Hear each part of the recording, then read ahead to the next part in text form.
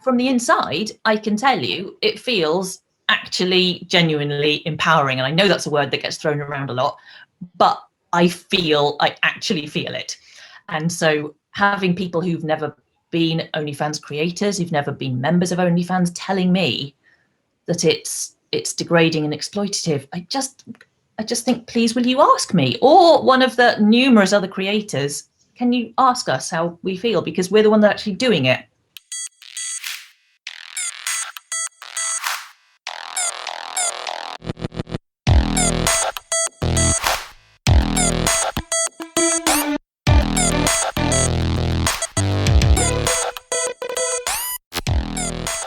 This is an interview with Ariel Anderssen, who's a BDSM model and porn maker, and is a creator at OnlyFans. If you don't know it, OnlyFans is a platform that allows porn makers to sell content direct to consumers. I met Ariel on Twitter after I retweeted an article by a radical feminist journalist, Louise Perry, that was in the New Statesman, called "How OnlyFans Became the Porn Industry's Great Lockdown Winner and at What Cost?" And this article was supposedly an analysis of OnlyFans and its users, but of course, in true radfem fashion, Perry didn't actually ask any OnlyFans users or creators about their work, because the purpose of this kind of writing isn't to tell the truth, but to present sex workers as helpless victims of evil patriarchy / capitalism that need to be rescued by banning this filth. Ariel was so incensed at the ludicrous assertions made in Perry's New Statesman article that she created a YouTube video about it. And I saw the video and I thought it was great. Let's just have a look at a couple of minutes of edited highlights.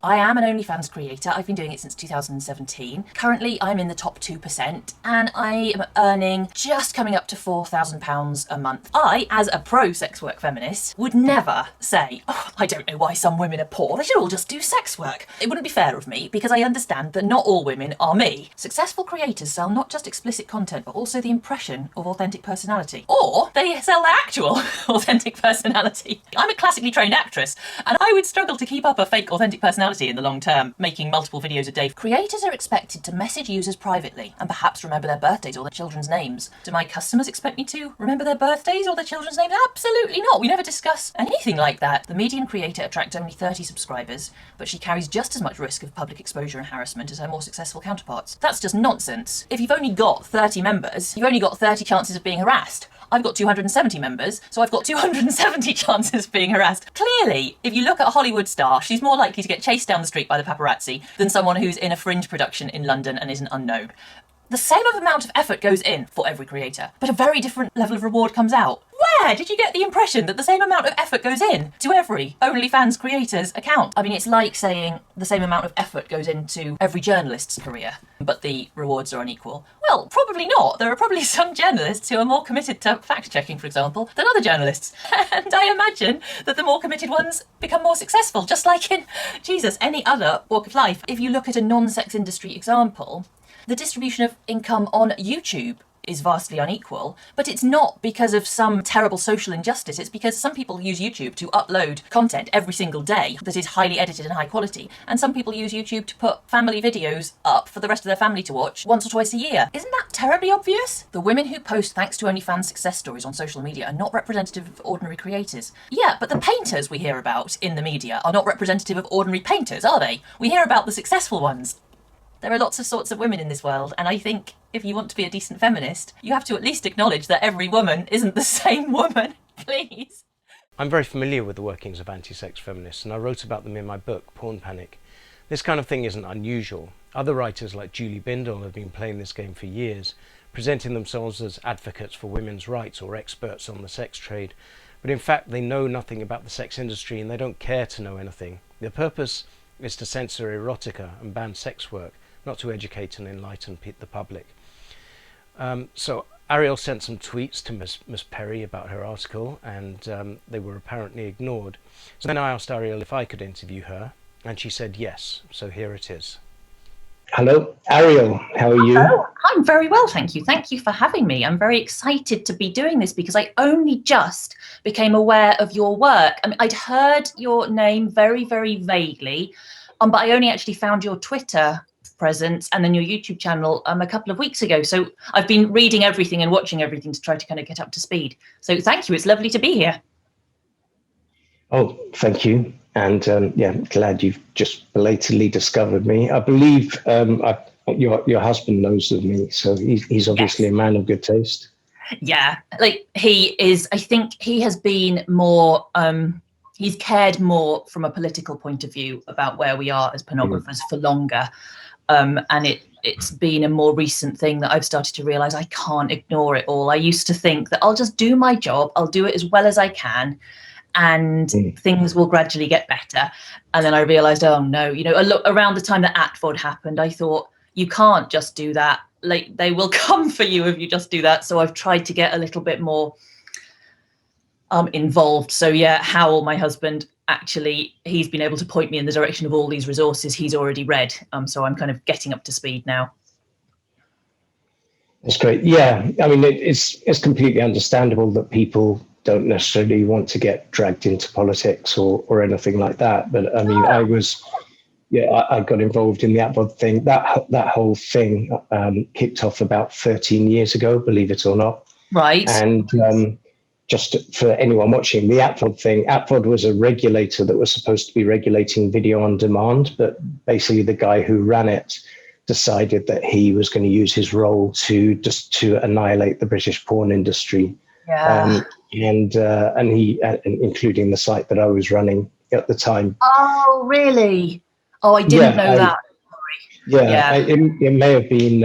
I think the fact that he came for me early was probably resulted from the fact that I was a loud lobbyist against Atford and trying to point out that what they were doing. It all came. I mean, to be honest, Pornhub did more to put me out of business than Atford. But it was probably just the sort of last straw, I guess. Absolutely, and it was the thing that got me involved in and interested in the censorship issue. Oh, right, so the same as me in a way then, really, except it happened earlier for you when this started to affect your business. Yeah, I mean, I just wanted to peacefully make my porn, really. But then that keeps on being sort of, it feels like it keeps being threatened. And so I guess that's when you feel like you have to do something to help. Yeah, I mean, as various people have said, including me, pornography or sexual expression is the canary in the coal mine.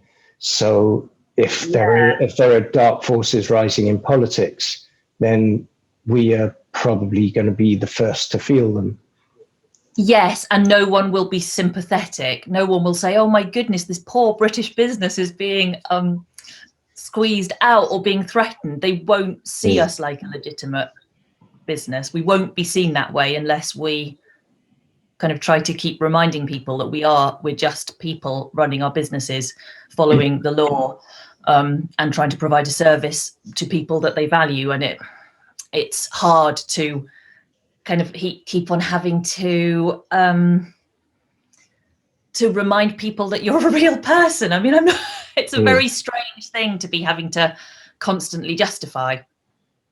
Yeah, I use there's a poem, a very dark poem that I use from time to time, which is the First They Came for the Jews poem, which is really famous. And I mean, I'm Jewish, so I kind of feel qualified to use it, but I use it in a provocative way. And I often say, first they came for the pornography, and it sounds flippant and stupid. And no one would speak for us.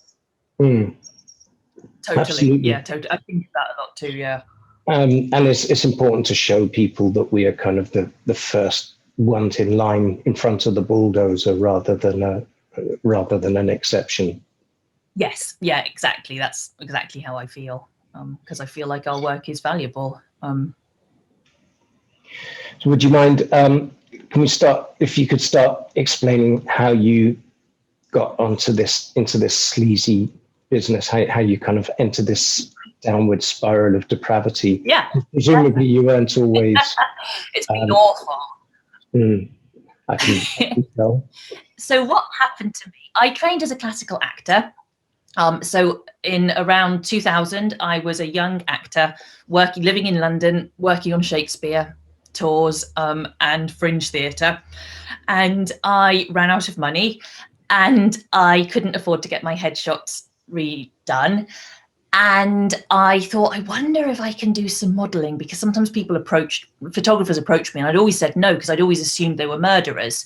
So it never occurred to me to take them up on it. But then I thought, well, if I contact a photographer, he probably isn't a murderer. So I'll do that rather than letting the people who come to me decide who I work with. I'll go to him. And I was very lucky. He said, yes, come along, shoot for me. And he said, you know, you're actually good at this and you should maybe put yourself online and do freelance modelling.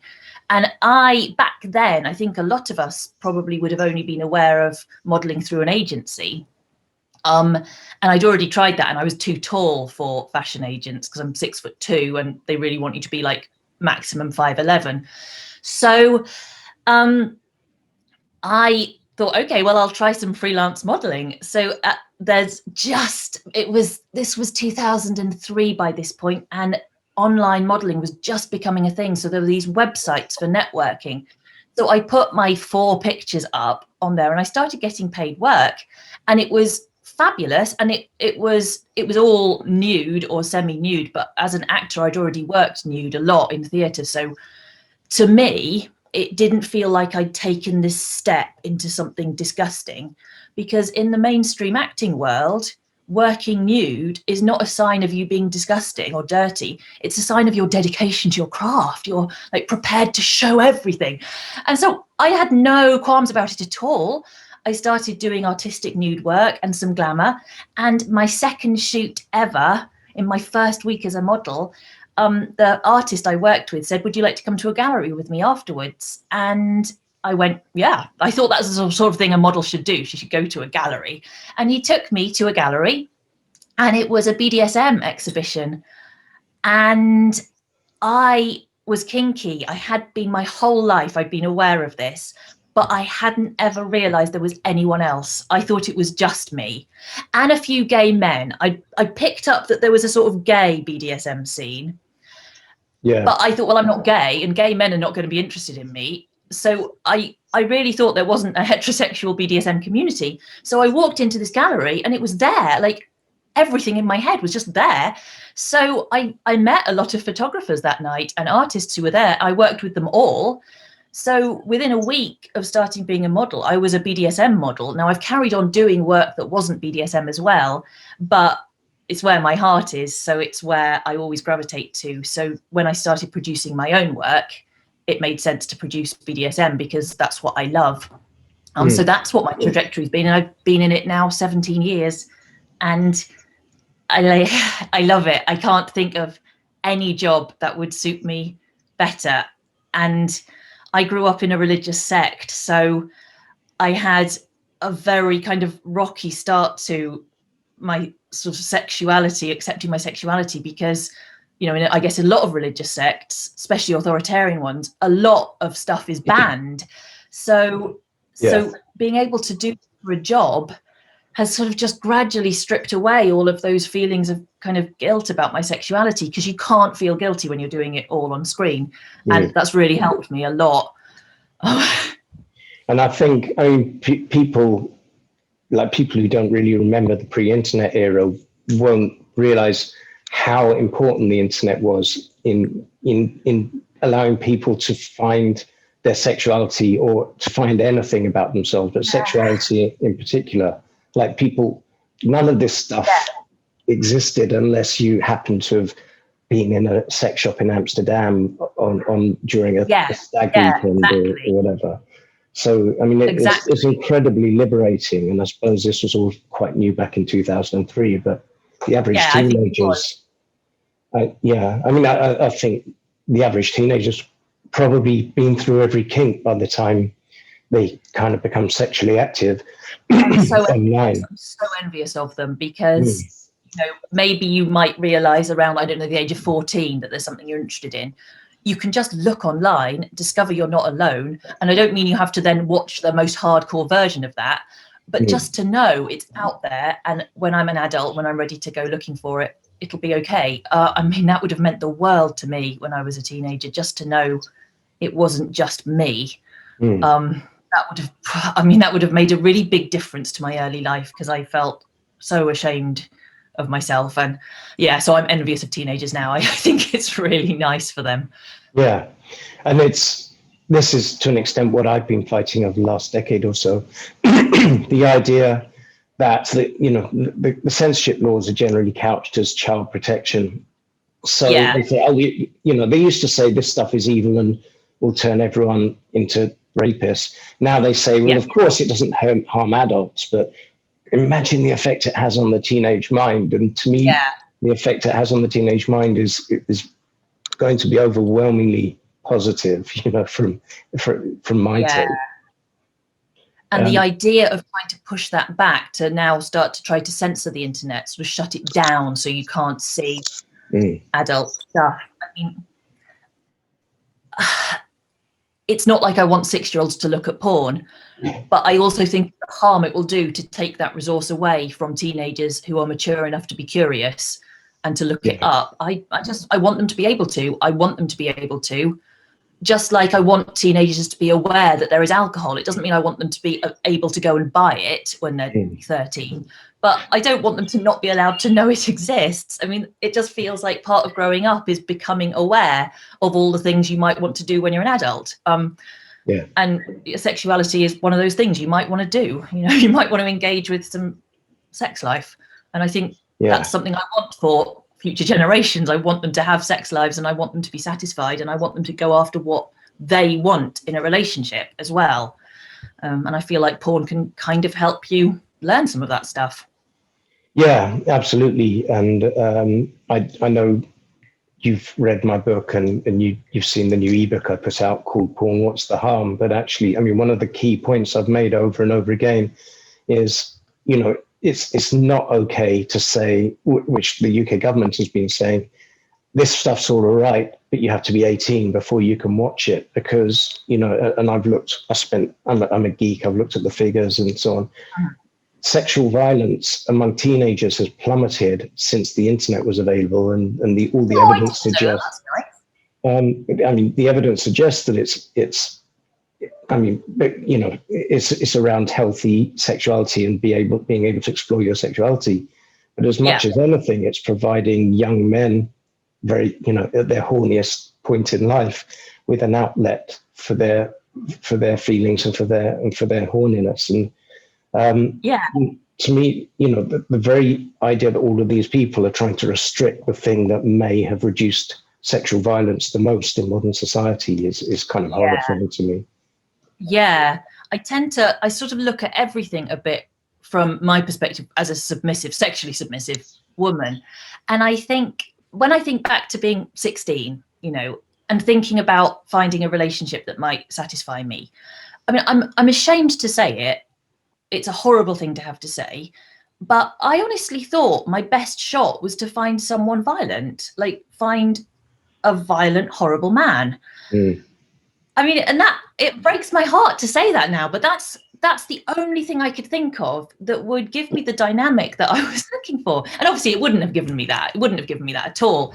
But that was based on my education about the world, that was the only option I thought I would have if I wanted the sort of sex that I was looking for. And it's only education that taught me, no, you really don't have to look for an abusive man. That's a really bad idea.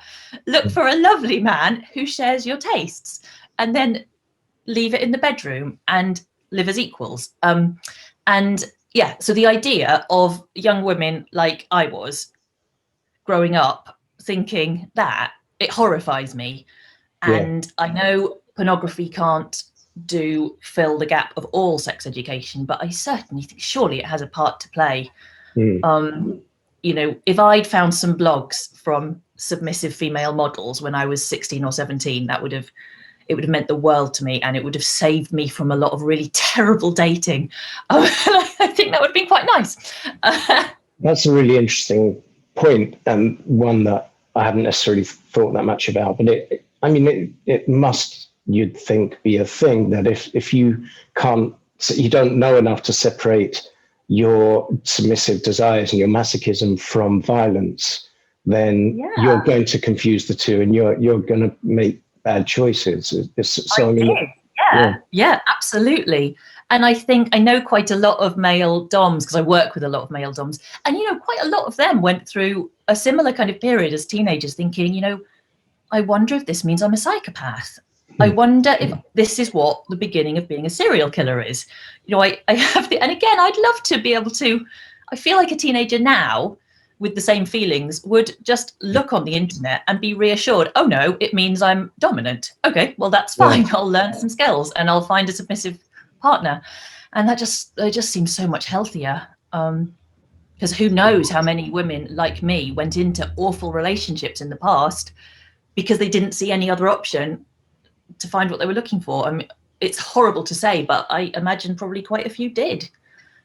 Yeah, absolutely. And I had a random memory slightly related from a relationship I had back in the 90s, but my girlfriend at the time was into spanking. And she told me that as a teenager, she had invented a machine in her head, which was a wheel which had slippers on it. Sounds about right. But again, this was done in complete isolation of knowing that anyone else found spanking anything other than a punishment. So lonely, doesn't it sound so lonely? And I meet, because I'm a model, I work with a lot of men. Most of my photographers are men, and a lot of them are quite a lot older than me. So I hear these kind of stories all the time of like pre-internet people with a sexual taste or aesthetic taste that they don't really see replicated in the mainstream, and they've just, a lot of them have got to 50 or 60 and have never got to do any of this stuff they wanted to, because it wasn't until the internet came along that they were aware. Even as adults, they weren't aware there was a safe way to do any of this stuff. So I guess I'm in a position where I get to hear a lot of people's stories that are really similar.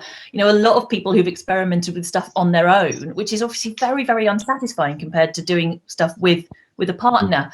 And it makes me really sad. And I want to protect porn, one, because it's my business and I love it, but also because I want it to be there for the people who need to see it in the future as well. Yeah, it's interesting that, we're going to move on to talking a bit about anti-porn feminists and so on.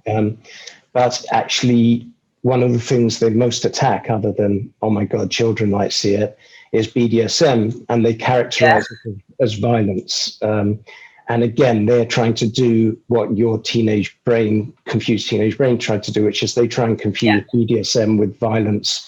And again, BDSM is right at the front line. So there are all of these radical feminist campaigns pick up on abusive porn or violent porn. And the latest one I documented, which was one last year, which is called "We Can't Consent to This." I don't know if you came across that. I did. Yes, I did. And I think it's very interesting that they often, almost always, maybe in all examples I've seen, always fixate on the male dom, female sub stuff. But actually, as probably both of us know from actually seeing porn online, the amount of female dom, male sub stuff, there's a lot. At least I would say, would you say the same? There's a lot more of that. Yeah, I've seen some surveys that suggest there are more male subs than female subs, and clearly there's certainly a lot of work for dominatrices. There's no doubt about that.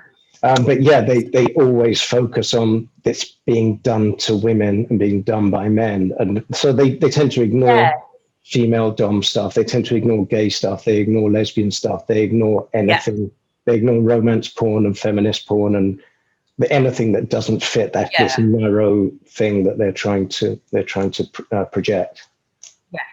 So I know this is really unprofessional, but I'm just going to slightly move this down so my head's nearer to the top of the picture. So this is how we YouTubers roll. We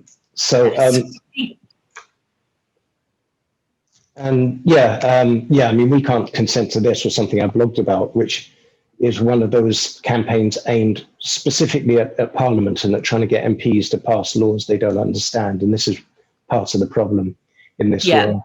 And what they were doing was they were using the very, very rare cases where women have been murdered during sex, or at least, they've been murdered during sex.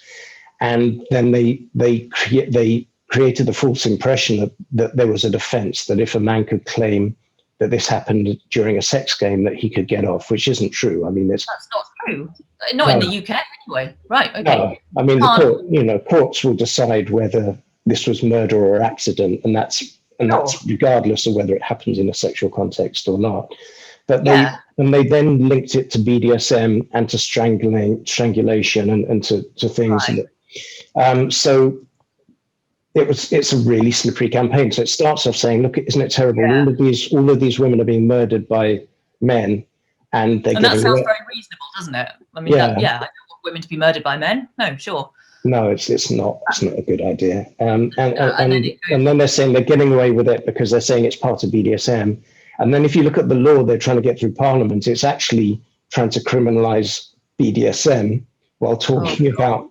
So this is the kind of just horrible, slippery kind of ways they deal with stuff.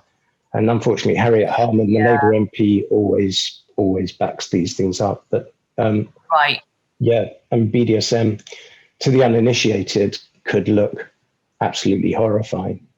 Yeah, I'm very aware of that. I mean, I'm very aware that it would be much easier for me if I was a female dominant. Like, I think to be taken seriously by feminists, I think it would be easier because it sounds much more girl power, doesn't it, to want to stamp on men and stuff.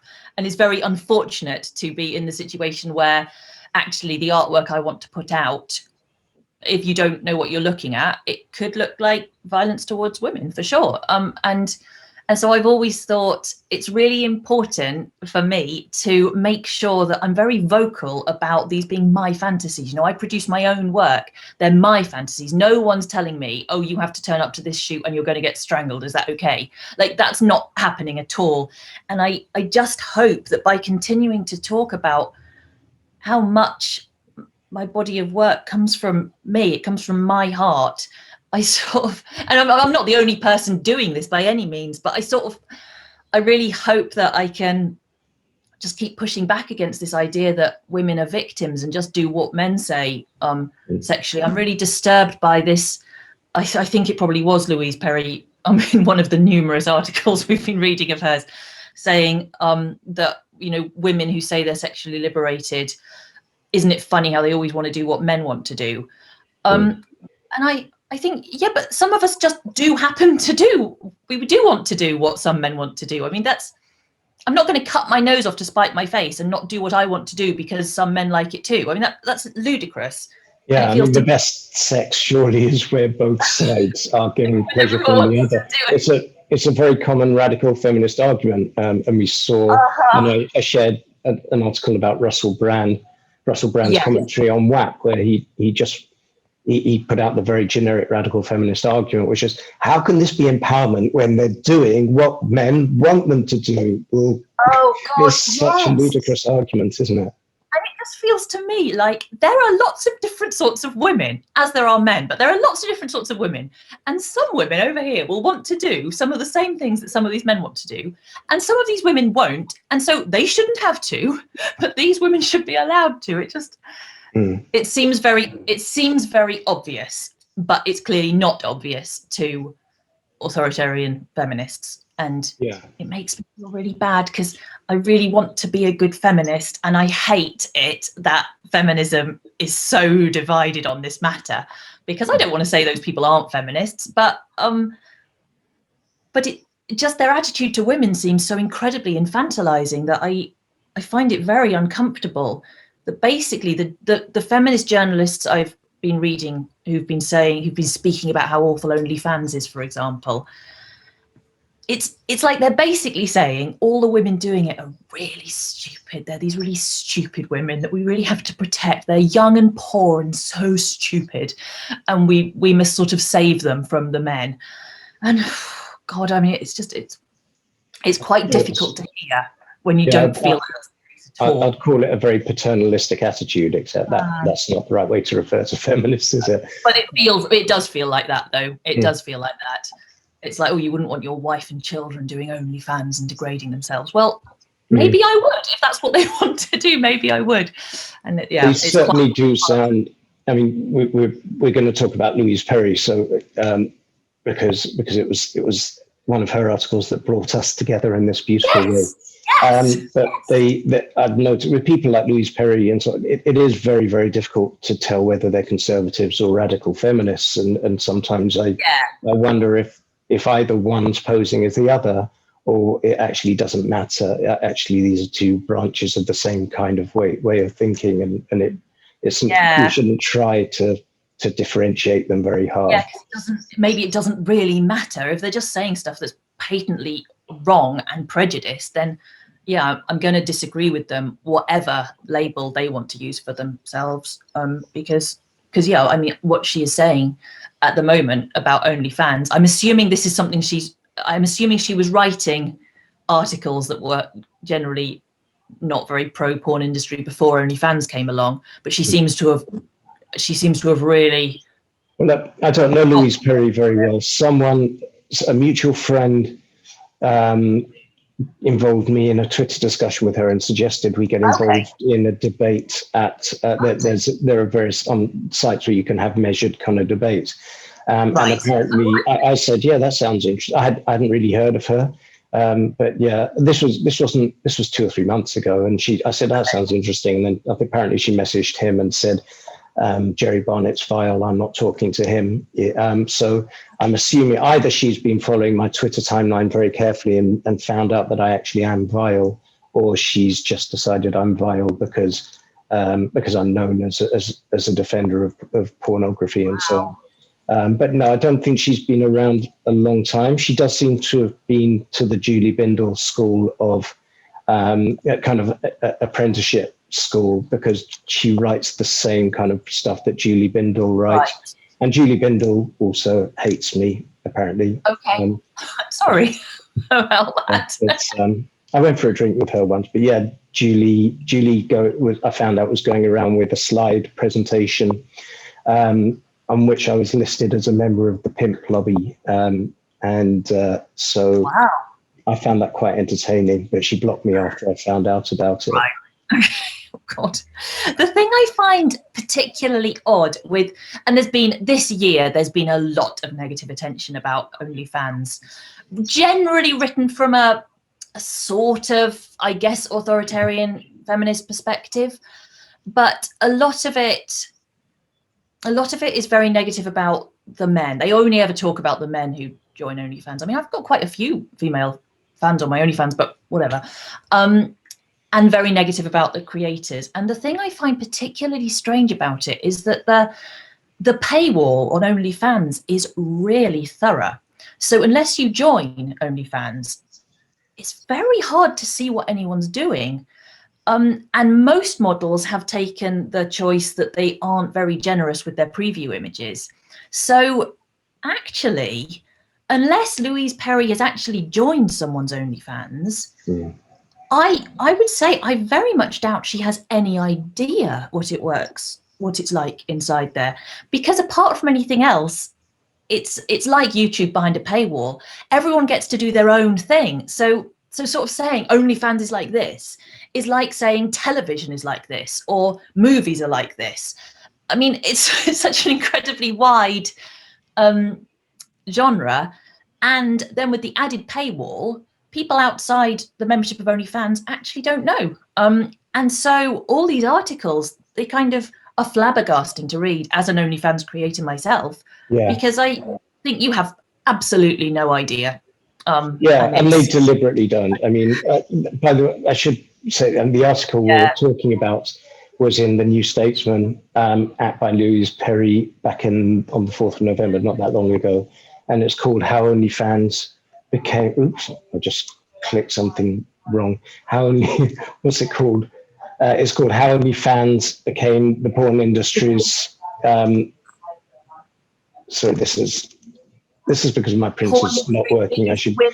How they became the porn industry's great lockdown winner, and at what cost? And it again, to me, because I've been following this stuff for so long, it's just more of the same. I started this whole kind of sex and censorship thing a decade or so ago with a couple of friends of mine who were strippers, and I interviewed them and did a podcast.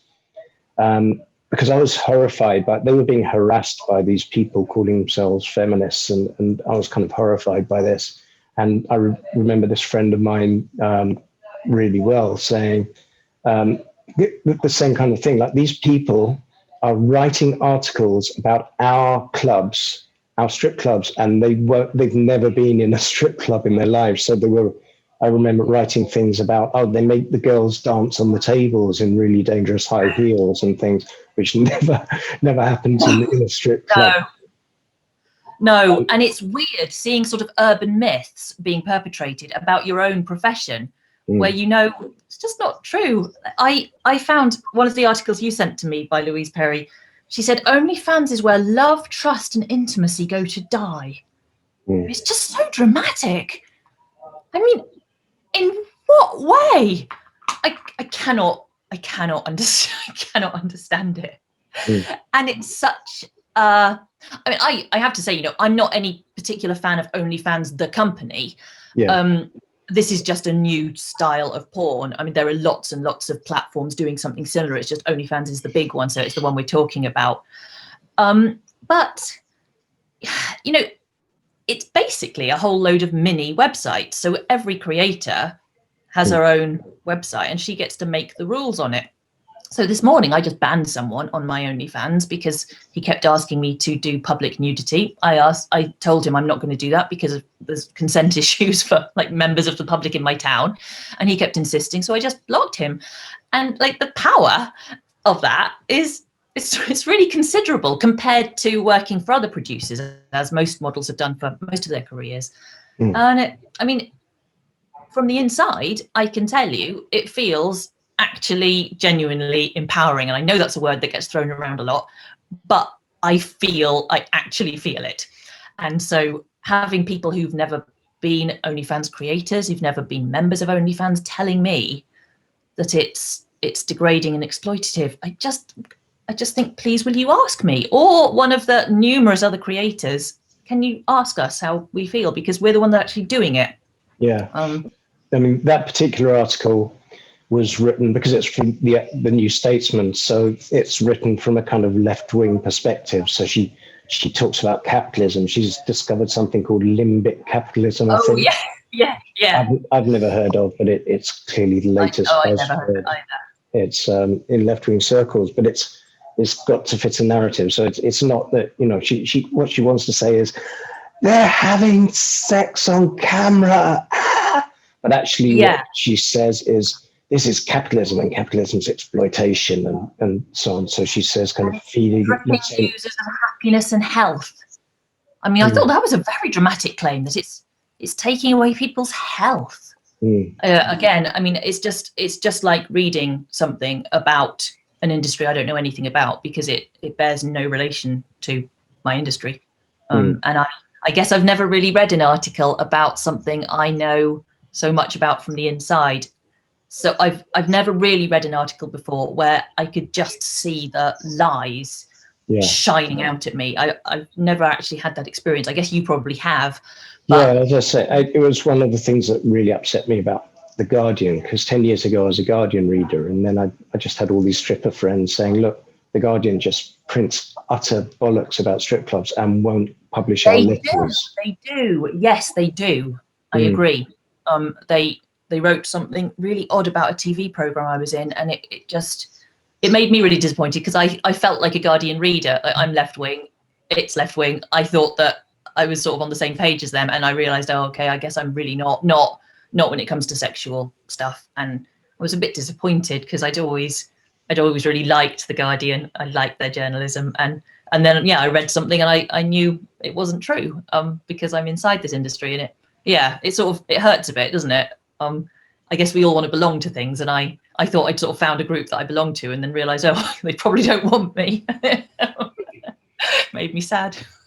Yeah, I think that's been my political experience for the last 10 years. That it started with every group I thought I was a member of turns out to be arseholes, and now it's kind of, I just stopped joining groups of people because I know I'm going to discover they're full of arseholes, which is it's easier to be alone around trying to Twitter. One group I really like pornographers. I think generally, because a lot of us have kind of have the experience of being outsiders, I think generally we're quite kind to each other. Not always, but generally. And yeah, I'm quite grateful for that, at least, because I've rarely felt like such a pariah as I do at the moment, really. Just socially. Yeah, I mean, I was heavily involved in the industry till about 2012, and still get invited to the odd party and award ceremony. And yeah, it's a fun bunch of people, and so little pretentiousness. It's just, yeah, it's very refreshing, really. Yeah. I think one of the other things I picked up on that Louise Perry was doing was, there's another one of her articles. She's problematizing consent. In other words, she's saying just because people consent, it doesn't mean we should approve of it. And I'm trying to remember which article we were in, but to me, this is quite a kind of dangerous direction for feminist thought. Because, so it was, she wrote an article called "Is Casual Sex Immoral?" Oh, that one. Yes. Yeah, that was remarkable. And not in a way that I felt. Yeah, I think she writes quite well, actually. So it was quite nicely laid out. And then kind of the conclusion is, just because people consent to stuff, it doesn't mean we should accept it's good. And it seemed to be such an inversion of feminist thought. That I found myself, like, reading her articles over the last week, I found myself thinking, what does she actually want? It sounds to me like she'd quite like to shut down OnlyFans if we could. I mean, would she shut down casual sex? And would she ban songs like WAP? I don't know. She might not want those. Maybe she wants people to be allowed to do them, but she wants them to experience a lot of social disapproval. And I'm not sure which of those she would prefer, and either of those seems like a really awful thing to me. Yeah. Because I think we were talking briefly on Twitter yesterday about WAP, the song. So I just watched the video for it, and there are bits in the song I don't like very much. But as I watched it, I thought, but any one piece of entertainment or any piece of culture, any piece of porn, it's not like it has to represent all of society perfectly. Like, no song by a female artist has to perfectly encapsulate feminism. That's not their job. And I suppose it feels to me when Louise Perry says things about that song or OnlyFans or casual sex, I guess maybe what she would like is a more impoverished version of culture where we have less things in it, less influences, where we shrink down to more acceptable things. And I just can't see that as a good thing. I really can't. No, I think that where the radical feminists and the conservatives kind of agree is that all of this is terrible and it needs to be stopped in some way. And whether it's by banning porn or whether it's by stigmatizing women who do these terrible things and making sure they understand that they shouldn't be doing it is kind of secondary. I think that their vision for the long term is different. So conservatives would like to go back to monogamy and everyone gets married at 20 and so on. And the more extreme radical feminists would like to go to a world where men are all dropped in a volcano or something. But just take their sperm and then get rid of them. Yes. Yeah. And they, I was a radical feminist when I was 16 for about a year. I was very angry. I don't know. Yeah, that's a whole other story. But yes, I remember thinking that would be amazing. Yes, but it seems like a very immature way to think, and it's before I'd met any men, really. So yeah.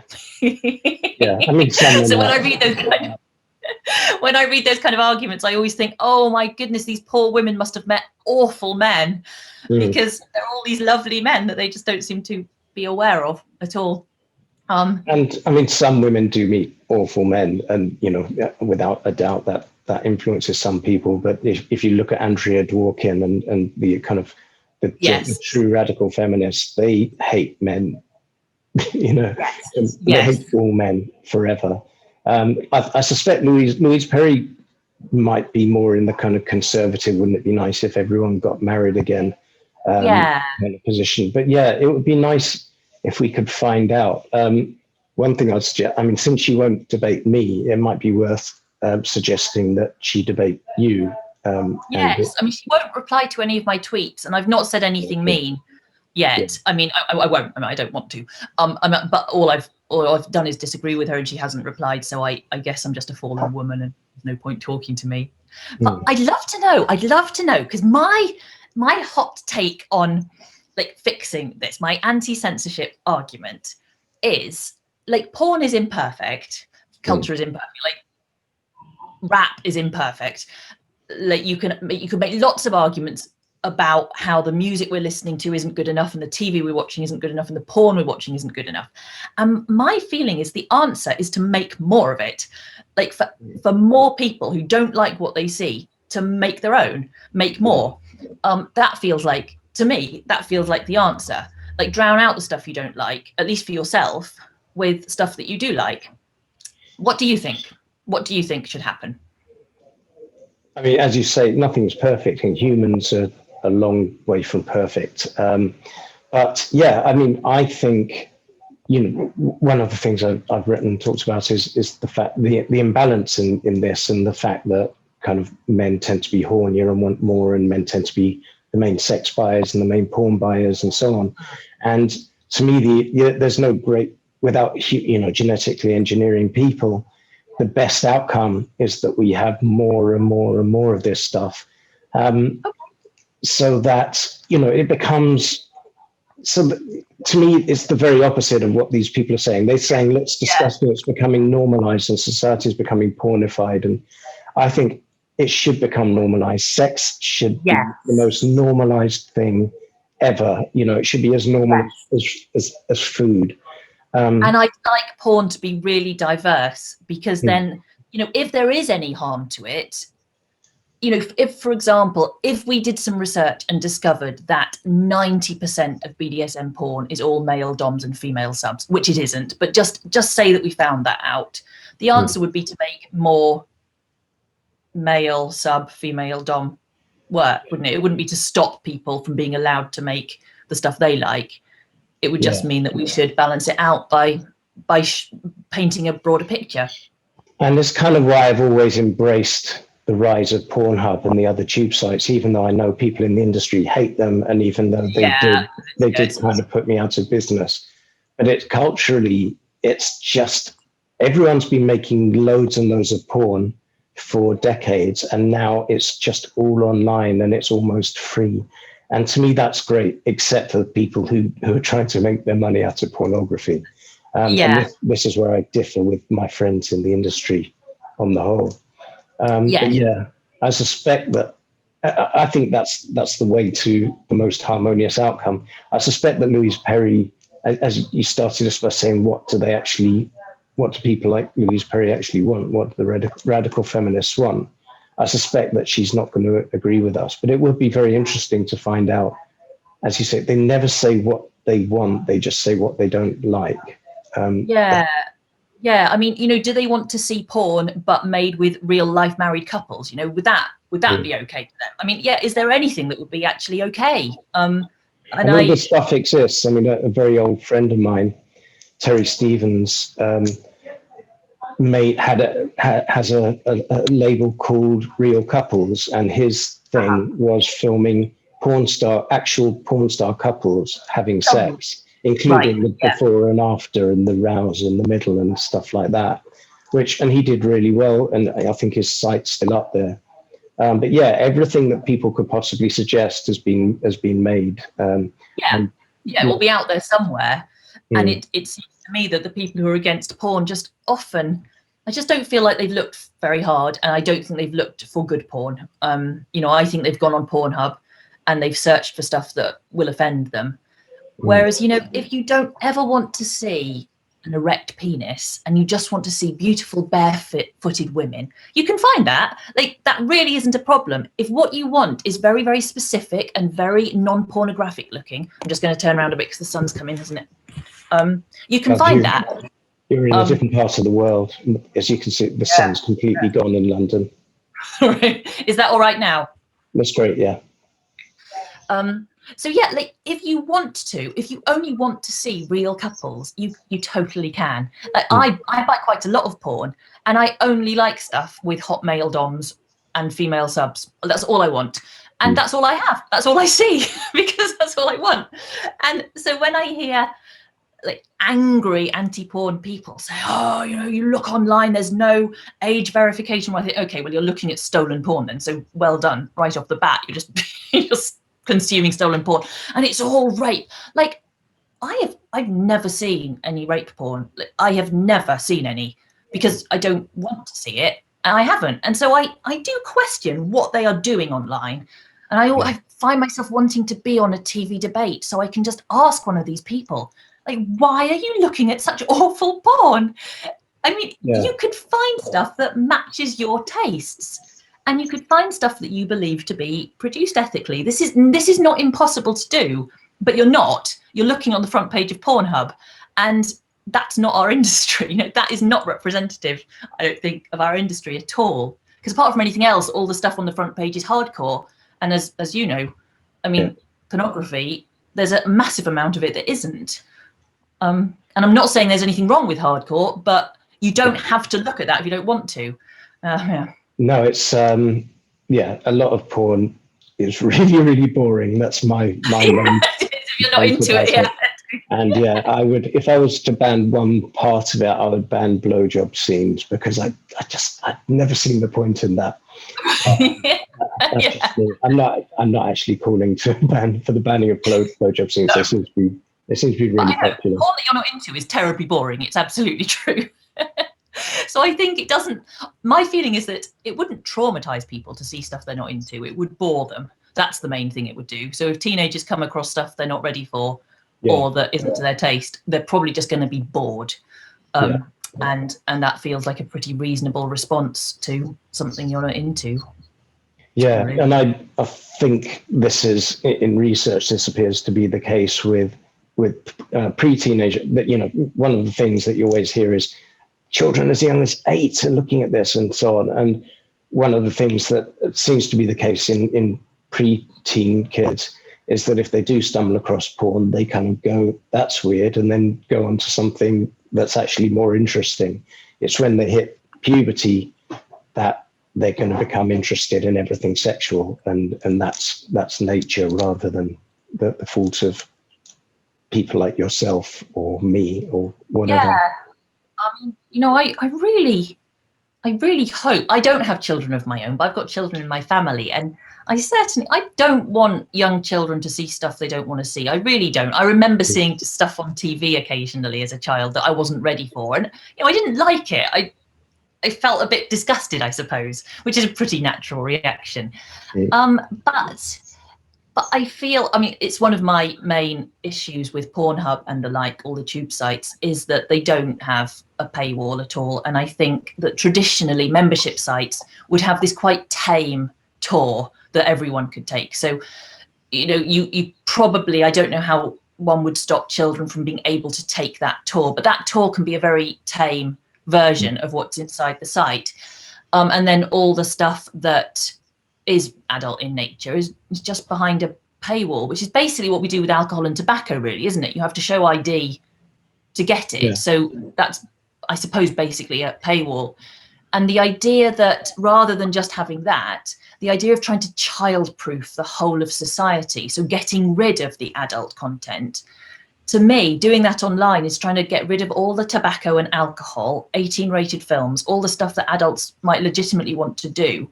Yeah. And I don't think getting rid of all that stuff is the answer to protecting children. I think that, a baby gate is the right thing to protect a child. And that's what a paywall is. And that's what having to show your ID before you buy alcohol is. And generally speaking, I just think that's sufficient.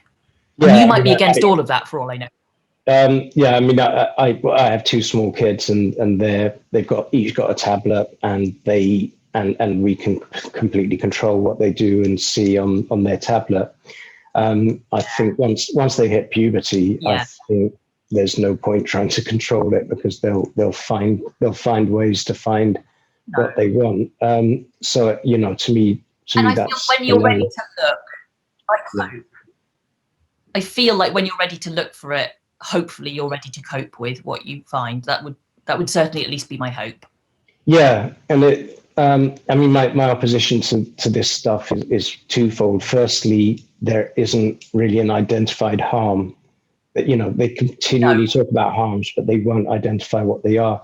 And secondly, that censorship is so dangerous, and that once you've created a big firewall that the government it gives the government the power to switch sites on and off, then it won't be about porn at all. It will be about controlling every little aspect of our lives. And we can unfortunately maybe see what that's starting to look like with the amount of kind of people being banned and cancelled and so on now. I think it's giving this kind of power to government or corporations, to me, is just wrong, even if that means that some people will see things they shouldn't see. That's my feeling. Yes, because certainly, again, in my tiny little experience of seeing sex scenes on TV when I was too young to cope with it, I just thought, oh, that looks awful. I never want to have sex. And actually, in the scheme of things, that's not a terrible harm, is it? I mean, I didn't want to have sex until I wanted to have sex, and then I had sex and it was fine. And I'd feel, broadly speaking, when I talk to other people about, because I'm interested, so I ask people a lot about, when you first saw porn and what did it do to you? Like, did it upset you? Because I'm open-minded to the possibility that it might. And yeah, I mean, so far in all the people I've asked, I haven't heard anyone with a horror story of, that really it scarred me. Not among real people. I meet a lot of radical feminists in debates, and they've always got secondhand horror stories of someone they met who was terribly scarred, but you can never actually get to find out who these people are. I do remember Jamila Jamil, is that her name? The TV presenter who's apparently quite cool these days, but when she was younger and just getting known, she made a porn documentary called Porn, What's the Harm?, which I borrowed the title of my book from, and which she said she remembers the first porn scene she ever stumbled upon, and she didn't eat cucumbers for 7 years after that. So it's kind of that's probably like the maximum kind of harm we're going to be talking about. I mean, I equate it quite a lot to people experiencing horror films when they were too young for them. Yeah. And being more scared than an adult would be, maybe needing to sleep with the light on for a while. But this is not life-changing trauma. Seeing something that you didn't like, that you weren't ready to see, I just think think that harm is being massively exaggerated, what it can do to people. Yeah, I don't think it would. Psychologists just seem to agree with that. Panics are continually trying to persuade us that we're going to be turned into rapists, murderers, or whatever by something, and it turns out we're not. And if you go back to some of the older panics about horror films, or rock and roll, if you want to go back, these things not been borne out, has it? The panics haven't been borne out by actual experience.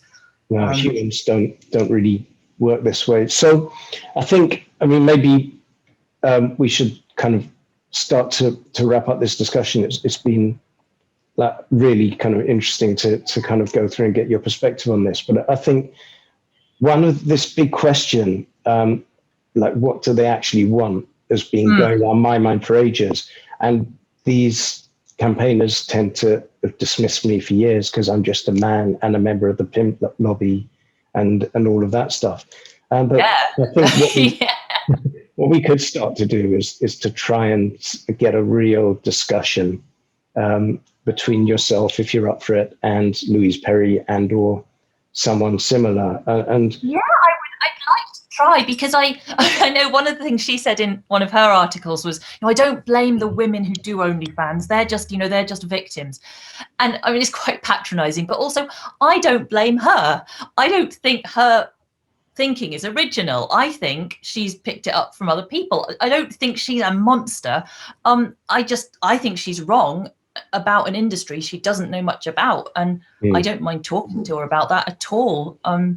Especially since we don't blame her for being dragged into journalism at a young age. You know, maybe she should have made other choices. I just think she's not very well informed, really. I mean, I'd be happy to give her membership of my OnlyFans so she can actually see what it's like, because what my OnlyFans is like this. I mean, this is what I do on my OnlyFans. So yeah, I wouldn't mind doing that at all. And I do have, and I'm quite happy to stir this pot a little. Yeah, I mean, I have some sympathy, because when I was 16, I would have agreed with her because I hadn't seen any porn. I was told by older feminists than me that it was terrible for women, and I accepted it wholesale.